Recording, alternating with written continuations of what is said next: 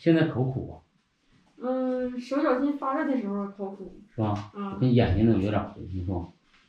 就是总像精神不够用似的，就是基本上这2年眼睛就是红的，眼睛干吗？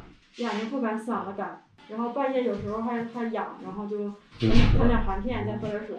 有咳嗽的时候，就是半夜痒的时候，我现在就咳嗽。口干口渴是吧？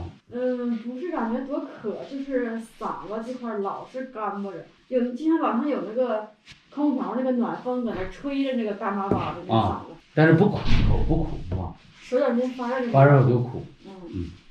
手脚心不发热还不苦。心烦吗？烦还怕生，我就是想，我这个嗓子就是最近这2年嗓子都是老干，就是一天都不怎么说话，要是说多点了就疼，要是不说多了不疼。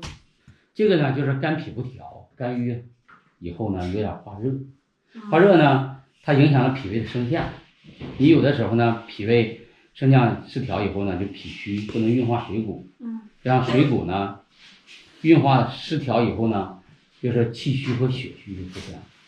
肝郁出现了郁热呢，就出现了有偶尔的我们的口苦、眼睛干，而且红。你像你这个嗓子干是什么原因呢？就是肝呢有一别络，夹着本络腺火，你肝郁有热了以后呢，它就活练这块的阴经，那你就会出现这种状态。你像木火行金以后呢，你会出现咳嗽啊。那我现在这个咳嗽是就是感冒后遗症，平时没不咳嗽。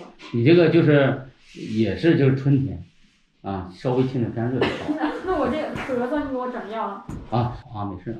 其实你就是养肝阴清肝火，同时也要滋肺阴，防止呢木火行金就行了。再稍微加一点那个健脾的药。